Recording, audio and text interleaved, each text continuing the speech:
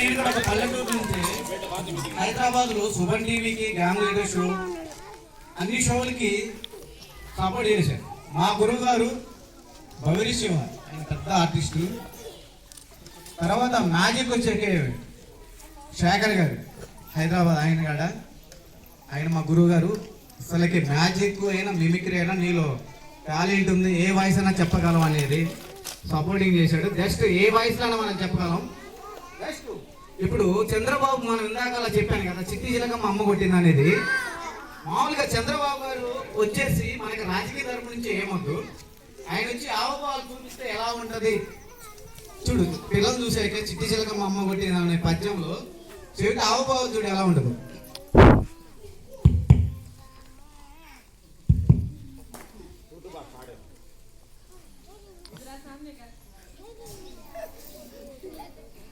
ఈరోజు చూస్తుంటే చాలా సంతోషంగా, చిన్న పిల్లలను చూస్తుంటే చాలా ఉత్సాహం ఉన్నారు.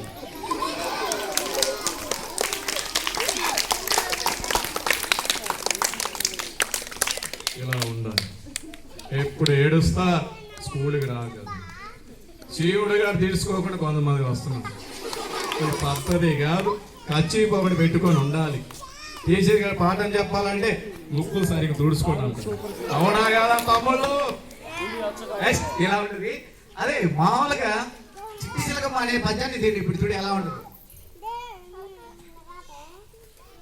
చిట్టు చిలకమ్మ అమ్మ కొట్టింది, తోటకెళ్ళింది, మరి పన్ను తెచ్చింది, గూట్లో పెట్టి గుడ్డకన మింగింది. మీ అందరికి నచ్చితే ఒకసారి క్లాస్ కొట్టండి. ఇలా అనగానే జగన్మోహన్ రెడ్డి గారు వచ్చినప్పుడు ఎలా ఉంటుంది అంటే చూడండి.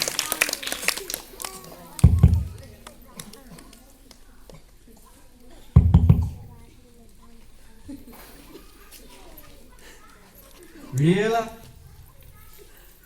చంద్రబాబు గారు ఏమన్నాడంటే చిట్టి చిలకమ్మ అనే పద్యాన్ని చెప్పినప్పుడు నేను కూడా చెప్పబోతే బాగుంది అనుకుంటున్నాం. చిట్టి చిలకమ్మ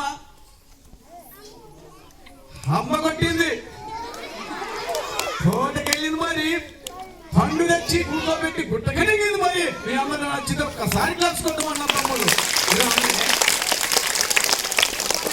కేసీఆర్ గారు మామూలుగా కూర్చోవాలని చేసినప్పుడు ఎలా ఉంటుందండి.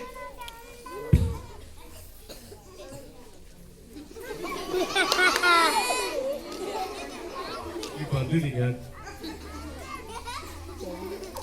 ఏమై అది ఇదే చెప్పి మేము చెప్పమా? చిట్టి చిలకమ్మ అమ్మ కొట్టి తోటకి వెళ్ళింది, మరి పండు తెచ్చి గూట్లో పెట్టి గొడ్డుకుని మింగి. అప్పుడు కొట్టు తెలంగాణ, నేను ఆంధ్ర. ఈ పద్ధతి కాదు. ఇలా ఉండదు. మహేష్ బాబు గారు కరోనా వైరస్ అప్పుడు ఇష్టం వచ్చినప్పుడుగా జనాలు చనిపోతుంటే కొన్ని కోటీసులు డబ్బు ఉండి కూడా